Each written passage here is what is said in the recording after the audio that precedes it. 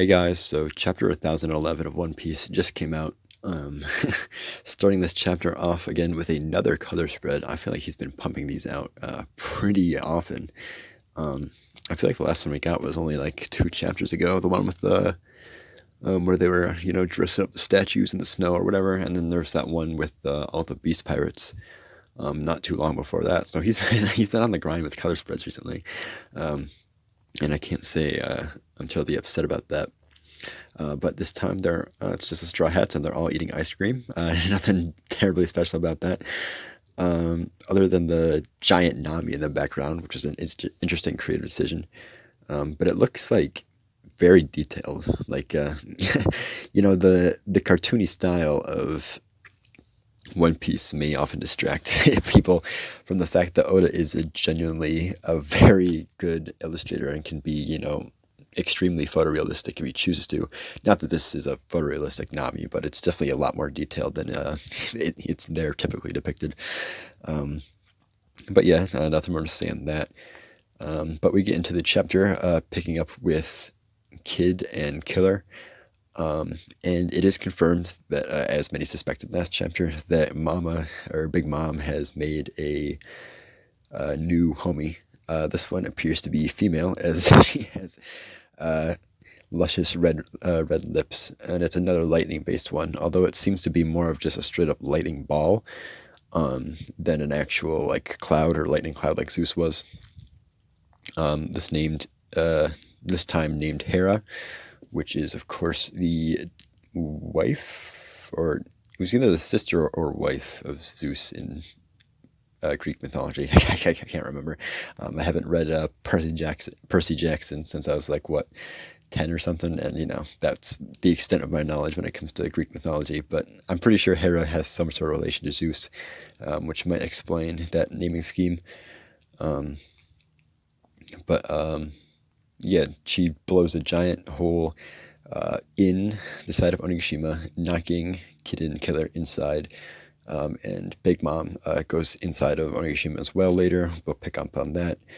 But we stay on the rooftop for a bit longer, seeing that Zeus escapes the little box because due to taking that large attack, it seems Kid was not able to maintain that, or maybe he just had broke it on purpose just to focus his power elsewhere. But in any case, Zeus goes back to help Big Mom, where we get, we see Law and Zoro get shambles did, for lack of a better term, down to the festival hall, like he said he would last chapter. And we get a brief extension to the Luffy versus Kaido face-off that we got a bit of at the last chapter. Nothing crazy to say on this particular section. We do get that kind of similar exchange that we had a few chapters ago with Kaido remarking about how the smile never seems to leave Luffy's face despite, being beaten down. Even this time commenting that his smile keeps widening as the fight continues, which is giving me kind of Luffy versus Katakuri vibes. Just how Luffy, or Katakuri rather, came to sort of respect Luffy over the course of that battle. So it seems like he might have a similar thing going on with Kaido here. Or maybe he's just, just really enjoying himself, not necessarily respecting Luffy, since he doesn't get a worthy opponent very often. But they do have a clash of advanced conquerors haki, in a very similar fashion to we saw Roger and Whitebeard do way back during the Oden flashback. We even get that kind of that pan out of the entire Onigashima, where we see like the shockwaves in the air, similar to how we saw the zoom out of that random island that I don't know if it was named, but the island that Roger and Whitebeard fought on. But that being said, that's all we get of the roof this chapter. We go back down to the festival hall, or not the festival hall, the rest of Onigashima, just to check in on Kid and Killer after they got zapped backwards. Big Mom is not with them currently. She will show up again later, but they do run into Hawkins. And Hawkins was, of course, part of that original alliance between Kid Killer Apu and himself. So they kind of have some beef with him, obviously. And Killer decides to stay behind and deal with him on his own. Hawkins busting out the straw man form, I believe it was called, that we saw back in Sabori, and I don't know if we've seen it since, actually. I know we've seen it in like a movie or something. I think we saw it in Stampede, but I don't know if we've actually seen it in the canon story since we saw it in Sabori Archipelago. But he does use that, and he says that Killer only has a 92% chance of survival. I don't know if that's just referring to this fight or like back in a similar fashion to how we said with the unnamed person back like 20 chapters ago when we last saw him. Something crazy like that when he said like a certain man only had like 1% chance of surviving by the end of the night. So maybe he's like doing something with Killer for the end of the night, or maybe he's saying in this fight specifically he only has a 92% chance of survival. Either way, I am kind of excited for that fight. Although it does look like Luffy is getting a 1v1 at the moment, I still kind of hope that all of the supernovas eventually kind of rally together and we get the whole Nine Shadows prophecy eventually. So the 8, or excluding Luffy, the 7 other supernovas currently on Onigashima right now, plus one other that I personally hope would be Yamato, possibly ganging up on Kaido to do the finishing blow or whatever. And that could possibly play out during Kid and Killer's fight. Hawkins finally deciding to join the Alliance side.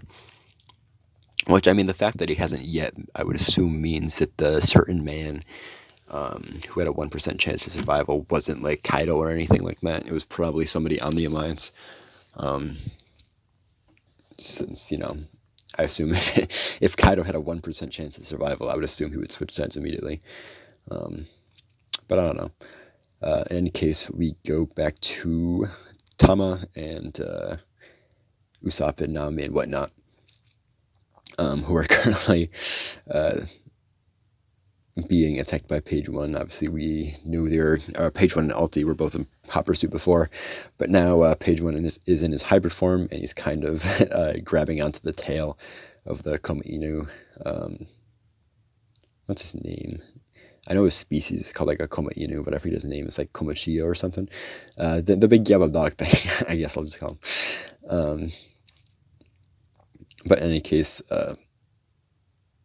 the Usopp and Nami comment on how like he just won't go down, and Page One returns the favor and says they won't go down because obviously they got like really beat up in that fight off screen way earlier, and they're still kicking. So it's definitely become a battle of endurance on both sides at the moment. But Usopp and Nami not really typically fit for hand-to-hand combat or close quarters combat, kind of just start beating them with their respective weapons in random spots, in the eyes, in the temple, the jaw, and the vitals, and the Adam's apple. They just keep screaming places to hit them. But in any case, we do get... Actually, that's a little later, so I won't talk about that right now. But in any case, Otama's trying to get to the festival hall because it seems like the impression I'm getting from what she says here is that even when the gifters eat the kibidongos, they don't like just automatically become loyal to her. Like she has to actually like give them orders or something, because she says she's going to the festival hall so that she can like take control of them or whatever. So that seems like a little bit of an extra bit of, I don't know, an extra condition to her power, I guess, which is good to see. That is not just an automatic crazy win, I guess. Not that it was like cheese at all, but it's still a good little thing that they might have to do, or might have to surmount before they can, just get this crazy boost in numbers. But let's see, Usopp uses a attack called Flower Fireworks right on page 1. And he again says he's not suited for close quarters combat when the fire kind of goes back and burns, or not burns, but it almost hits like Nami and whatnot. And then he uses another tech called exploding pine cones, which, pretty self-explanatory. They're quite literally just exploding pine cones. But once again, page 1 kind of brushes that one off. And here's where we get the thing I was going to jump ahead to earlier, is where Usopp confirms that the Kibidango do not work on normal Zoans. I don't know. I assume they tried it and it just didn't work or whatever. But yes, it only worked on gifters, it seems, which is good. I think if actual like non-random fodder gifters. Not that the gifters are fodder, because we've seen that compared to a normal person, they're pretty strong. But compared to like the Straw Hats, where they are currently in the story, they're not really a problem. But yeah, obviously, if like a Toby Ropo or something like that got beaten by a Kibidango, that would kind of seem like probably not the most satisfying way for them to go out. But I don't know. But speaking of people joining the Alliance's side, well, I guess I shouldn't say that.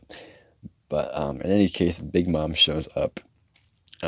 First noticing the Straw Hats, or well, rather noticing Nami and Usopp and recognizing them as part of the Straw Hats. And then noticing Tama. And it appears like, despite, only forming that relationship with Tama during her amnesiac period as Olin, she is getting along with Tama. Like, she maintains their little friendship that they had. And most surprisingly, when, they're talking about the Oshiruko that they gave them in Okabura Town, and it comes up that Hold'em, or whoever, destroyed Okabura Town when Kinemon's wife and the others, refused to sell the raid plan out or whatever. Which, in hindsight, kind of in vain. I don't think they're dead or anything, or at least Kinemon's wife isn't. But the effort is kind of in vain in retrospect, considering that Kandro existed. But nonetheless, the news that it got destroyed does infuriate Big Mom. And she starts to get angry at Kaido's underlings. And when page 1 shows up, she gets a nice big advanced Conqueror's hockey punch right to the gullet of page 1 in his full Spinosaurus form. So that's, there's a lot of things to unpack there. Firstly, I guess official confirmation that Big Mom can also use advanced Conqueror's hockey. At least I assume that's what's going on there. It definitely seems to have the same effect that it was when we saw Luffy using it. With the black lightning, or the black streaks coming out of the fist, and the big like impact that isn't actually touching them and whatnot. It doesn't seem just like Ryuo or something. It definitely seems like advanced Conqueror's hockey, and I pretty much think everybody expected her to have it, but just seeing pretty much seeing it confirmed is a good thing, I would say. But that pretty much brings the end of the chapter. Zeus comes back. Actually, quite a few people are kind of rendezvousing on this location. We see that Zeus, who was let loose and is hunting down Big Mom, finally arrives. And considering that Big Mom now has Hera, and that Nami is here, I would assume that this is where Nami gets Zeus back. I think that's a pretty safe assumption, at least. I would be surprised if that's not the case. I mean, uh, this seems like very intentional setup for that. We see Kid is also kind of noticing that Big Mom is, or hearing someone shout that Big Mom is there. So he might be continuing to fight Big Mom, which is, that's interesting. I mean, as we've seen, he's kind of depicted in a very, rival type situation to Luffy. So obviously, if Luffy's getting a 1v1 versus Kaido, then it's not, totally out of the question for Kid to get a 1v1 versus Big Mom right now. But I honestly don't see him, succeeding in a 1v1 or anything. But maybe we will. I guess we'll have to see. And the last person of note who sees this is Alti, who, as we know, takes great offense to any harm coming to page one.